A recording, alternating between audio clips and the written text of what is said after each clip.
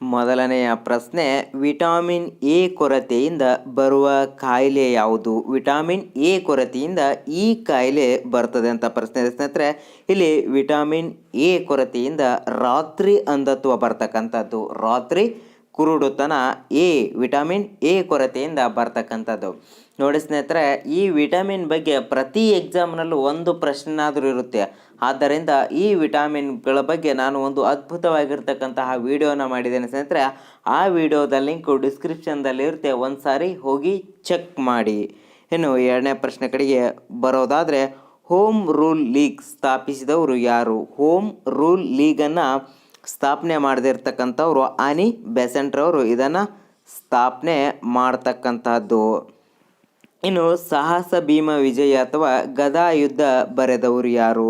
ಸಾಹಸ ಭೀಮ ವಿಜಯ ಅಥವಾ ಗದಾ ಯುದ್ಧವನ್ನು ಬರೆದಿರ್ತಕ್ಕಂಥವ್ರು ಯಾರು ಅಪ್ಪ ಅಂದರೆ ಇಲ್ಲಿ ಸರಿಯಾಗಿರ್ತಕ್ಕಂತಹ ಉತ್ತರ ಬಂದ್ಬಿಟ್ಟು ರನ್ನ ಬರಿತಾನೆ. ಗದಾ ಯುದ್ಧ ಮತ್ತು ಸಾಹಸ ಭೀಮ ಎರಡು ರನ್ನ ಬರಿತಾನೆ.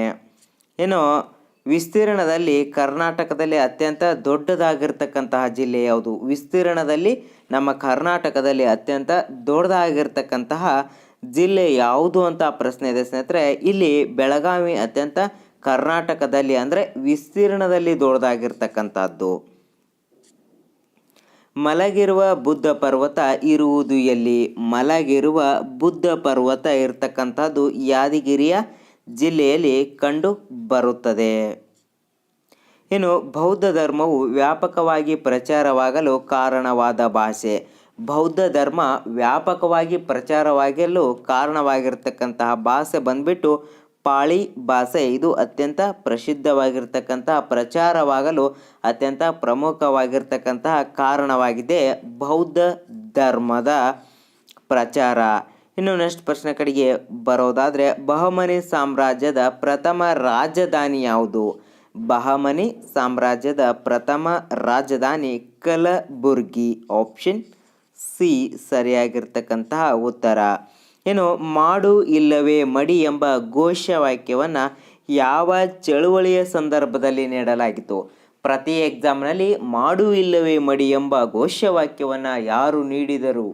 ಪ್ರತಿ ಎಕ್ಸಾಮಲ್ಲಿ ಕೇಳ್ತಾ ಇದ್ರು ಸ್ನೇಹಿತರೆ. ಈಗ ಇದು ಘೋಷಣೆ ವಾಕ್ಯ ಯಾವ ಸಂದರ್ಭದಲ್ಲಿ ಅಥವಾ ಯಾವ ಚಳುವಳಿಯಲ್ಲಿ ನೀಡಲಾಯಿತು ಅಂತ ಪ್ರಶ್ನೆಯನ್ನು ಕೇಳಿಬಿಟ್ಟಿದ್ದಾರೆ. ಇಲ್ಲಿ ಇದು ಭಾರತ ಬಿಟ್ಟು ತೊಲಗಿ ಎಂಬ ಚಳುವಳಿಯಲ್ಲಿ ಈ ಘೋಷಣೆಯನ್ನು ಮಹಾತ್ಮ ಗಾಂಧೀಜಿಯವರು ನೀಡ್ತಾರೆ. ಯಾರು ನೀಡ್ತಾರೆ?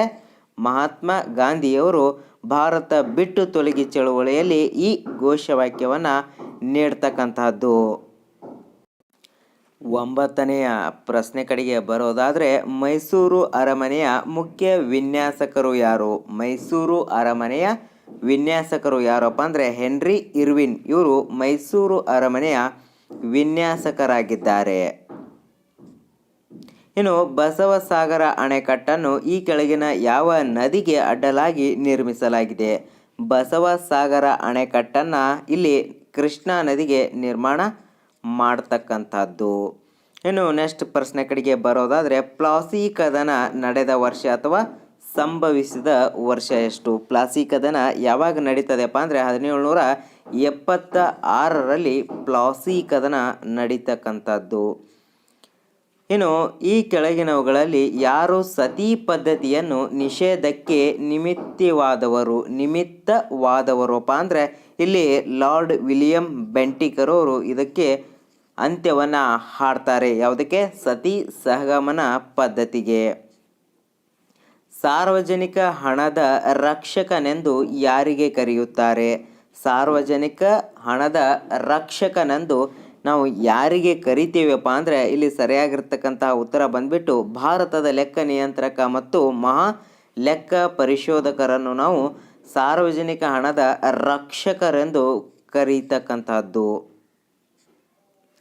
ಪಾಕ್ ಜಲಸಂಧಿ ಯಾವ ದೇಶಗಳ ಮಧ್ಯೆ ಸೇರಿರುತ್ತದೆ? ಯಾವ ದೇಶಗಳನ್ನು ಸೇರಿಸುತ್ತದೆ? ಯಾವ ಮಧ್ಯೆ ಇದೆ ಅಂತ ಕೇಳ್ತಾರೆ. ಯಾವ ದೇಶಗಳನ್ನು ಸೇರುತ್ತದೆ ಅಂತ ಪ್ರಶ್ನೆ ಇದೆ ಸ್ನೇಹಿತರೆ. ಇಲ್ಲಿ ಭಾರತ ಮತ್ತು ಪಾಕಿಸ್ತಾನ ಅಂತೇಳಿ ಕೆಲವು ಜನರು ಟಿಕ್ ಹಾಕಿಬಿಡ್ತೀರಾ. ಇಲ್ಲಿ ಪಾಕ್ ಜಲಸಂಧಿ ಇದು ಭಾರತ ಮತ್ತು ಶ್ರೀಲಂಕಾದ ಮಧ್ಯೆ ಇರತಕ್ಕಂಥದ್ದು.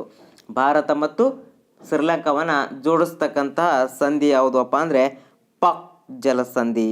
ಇನ್ನು ನೆಕ್ಸ್ಟ್ ಪ್ರಶ್ನೆ ಕಡೆಗೆ ಬರೋದಾದರೆ ಏಷ್ಯಾದ ಪ್ರಥಮ ಜಲವಿದ್ಯುತ್ ಯೋಜನೆಯು ಪ್ರಾರಂಭವಾದ ಸ್ಥಳ. ಏಷ್ಯಾದಲ್ಲೇ ಪ್ರಥಮವಾಗಿರ್ತಕ್ಕಂತಹ ಜಲವಿದ್ಯುತ್ ಯೋಜನೆಯನ್ನು ಶಿವನ ಸಮುದ್ರದಲ್ಲಿ ಪ್ರಾರಂಭ ಆಗ್ತಕ್ಕಂಥದ್ದು. ಇನ್ನು 16ನೇ ಪ್ರಶ್ನೆ ಕಡೆಗೆ ಬರೋದಾದರೆ ಮಾನವನಲ್ಲಿರುವ ಅತಿ ದೊಡ್ಡ ಮಾಂಸಖಂಡ ಯಾವುದು? ಮಾನವನಲ್ಲಿರುವ ಅತ್ಯಂತ ದೊಡ್ಡದಾಗಿರ್ತಕ್ಕಂತಹ ಮಾಂಸಖಂಡ ಯಾವುದಪ್ಪ ಅಂದರೆ ಗ್ಲೂಟಿಯಸ್. ನೋಡಿ ಸ್ನೇಹಿತರೆ, ಇಲ್ಲಿ ಮೂಳೆ ಕೇಳಿಲ್ಲ, ನೀವು ಮೂಳೆ ಅಂತ ಕೇಳಿದರೆ ತೊಡೆಯ ಮೂಳೆ ಅಥವಾ ಫೀಮರ್ ಅಂತೇಳಿ ಹಾಕ್ತೀರ. ಅತ್ಯಂತ ದೊಡ್ಡ ಮೂಳೆ ಅಲ್ಲ, ಇಲ್ಲಿ ಮಾನವನಲ್ಲಿರುವ ಅತ್ಯಂತ ದೊಡ್ಡ ಮಾಂಸಖಂಡ ಯಾವುದು ಅಂತ ಪ್ರಶ್ನೆ ಇರುವುದರಿಂದ ಗ್ಲೂಟಿಯಸ್ ಸರಿಯಾದ ಉತ್ತರ. ಆಪ್ಷನ್ ಬಿ ಎ ಅಲ್ಲ ಸ್ನೇಹಿತರೆ. ವೈದಿಕ ಜನರು ಪ್ರಪ್ರಥಮವಾಗಿ ಬಳಸಿದ ಲೋಹ ಯಾವುದು? ವೈದಿಕ ಜನರು ಪ್ರಪ್ರಥಮವಾಗಿ ಬಳಸ್ತಕ್ಕಂತಹ ಲೋಹ ಬಂದ್ಬಿಟ್ಟು ತಾಮ್ರವನ್ನು ಪ್ರಪ್ರಥಮವಾಗಿ ಬಳಸ್ತಾರೆ. ಇನ್ನು ರಾಷ್ಟ್ರೀಯ ಲಾಂಛನದ ಕೆಳಗೆ ಕೆತ್ತಿದ ಸತ್ಯಮೇವ ಜಯತೆ ಎಂಬ ಪದವನ್ನು ತೆಗೆದುಕೊಂಡಿದ್ದು ಅದನ್ನು ಎಲ್ಲಿಂದ ತೆಗೆದುಕೊಂಡ್ರಪ್ಪ ಅಂದರೆ ಮುಂಡೂಕು ಉಪನಿಷತ್ತಿಂದ ಈ ಸತ್ಯಮೇವ ಜಯತೆ ಎಂಬ ಪದವನ್ನು ಆಯ್ಕೆ ಮಾಡಿಕೊಂಡಿರ್ತಕ್ಕಂಥದ್ದು. ಈ ಕೆಳಗಿನ ಯಾವ ಬುಡಕಟ್ಟದ ಸಮುದಾಯದವರು ಮೂಲತಃ ಕರ್ನಾಟಕಕ್ಕೆ ಸೇರಿದವರು ಅಲ್ಲ? ಯಾವ ಬುಡಕಟ್ಟದ ಸಮುದಾಯದವರು ಮೊದಲು ಕರ್ನಾಟಕಕ್ಕೆ ಸೇರಿಲ್ಲಪ್ಪ ಅಂದರೆ ಜರವಾ ಈ ಬುಡಕಟ್ಟು ಮೊದಲು ಮೂಲತಃ ಕರ್ನಾಟಕಕ್ಕೆ ಸೇರಿಕೊಂಡಿಲ್ಲ. ಈ ಜೈನ ಕುರುಬ, ಸೋಲಿಗ, ಹಕ್ಕಿ ಪಿಕ್ಕಿ ಇವು ಕರ್ನಾಟಕದ ಬುಡಕಟ್ಟು ಜನಾಂಗಗಳಾಗಿವೆ. ಆದರೆ ಇದು ಮೂಲತಃ ಆಗಿಲ್ಲ. ಜರವಾ ಇದು ಮೂಲತಃ ಆಗಿರ್ತಕ್ಕಂಥದ್ದು ಅಲ್ಲ. ಕೆಳಗಿನವುಗಳಲ್ಲಿ ಯಾವುದು ನಾರು ಅಥವಾ ನೂಲು ಬೆಳೆ? ನಾರು ಅಥವಾ ನೂಲು ಬೆಳೆ ಯಾವುದಪ್ಪ ಅಂದರೆ ಹತ್ತಿ. ಇದು ನಾರು ಅಥವಾ ನೂಲು ಬೆಳೆಗೆ ಉದಾಹರಣೆ ಆಗಿದೆ. 21ನೇ ಪ್ರಶ್ನೆ, ಸರ್ದಾರ್ ವಲ್ಲಭಾಯ್ ಪಟೇಲ್ ರಾಷ್ಟ್ರೀಯ ಪೊಲೀಸ್ ಅಕಾಡೆಮಿ ಇರುವುದು ಎಲ್ಲಿ? ಈ ಸರ್ದಾರ್ ವಲ್ಲಭಾಯ್ ಪಟೇಲ್ ರಾಷ್ಟ್ರೀಯ ಪೊಲೀಸ್ ಅಕಾಡೆಮಿ ಇರ್ತಕ್ಕಂಥದ್ದು ಹೈದರಾಬಾದ್ನಲ್ಲಿ. Option D ಸರಿಯಾಗಿರ್ತಕ್ಕಂಥದ್ದು.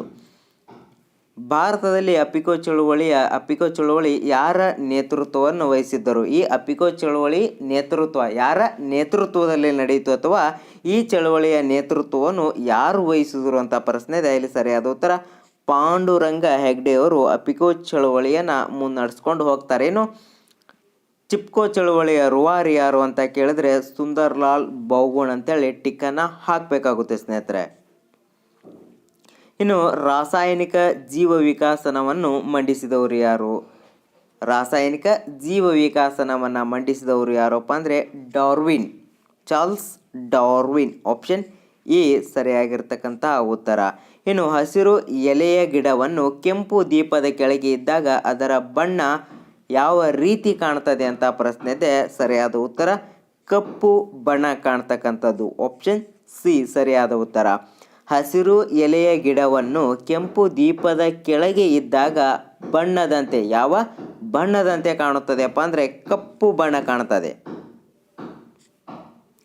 ಅತಿ ದೊಡ್ಡ ರಾಷ್ಟ್ರ ಯಾವುದು? ಅತ್ಯಂತ ದೊಡ್ಡ ರಾಷ್ಟ್ರ ಯಾವುದು ಅಂತ ಪ್ರಶ್ನೆ ಇದೆ. ಕೆನಡಾ, ರಷ್ಯಾ, ಚೀನಾ, USA ಅಂತೇಳಿ 4 ಆಪ್ಷನ್ಗಳಿವೆ ಸ್ನೇಹಿತರೆ. ಇದಕ್ಕೆ ಸರಿಯಾಗಿರ್ತಕ್ಕಂಥ ಉತ್ತರವನ್ನು ನೀವು ಕಮೆಂಟ್ ಮುಖಾಂತರ ತಿಳಿಸಿ ಅಂತ ಹೇಳ್ತಾ ಈ ವಿಡಿಯೋನ ಇಲ್ಲಿಗೆ ಮುಗಿಸ್ತಾ ಇದ್ದೀನಿ ಸ್ನೇಹಿತರೆ. ಈ ವಿಡಿಯೋ ಇಷ್ಟ ಆದರೆ ವಿಡಿಯೋಗೊಂದು ಲೈಕ್ ಮಾಡಿ, ಇನ್ನೂ ಜಾಸ್ತಿ ಇಷ್ಟ ಆದರೆ ನಿಮ್ಮ ಸ್ನೇಹಿತರೊಂದಿಗೆ ಶೇರ್ ಮಾಡಿ ಅಂತ ಹೇಳ್ತಾ ಇದೇ ರೀತಿ ನಮ್ಮ ಸೂಪರ್ ಅಕಾಡೆಮಿಯಿಂದ ಸೂಪರ್ ಆಗಿರ್ತಕ್ಕಂತಹ ವಿಡಿಯೋಗಳು ಬರ್ತಾ ಇರ್ತವೆ. ನೀವು ನೋಡ್ತಾ ಇರಿ ಸ್ನೇಹಿತರೆ. All the best.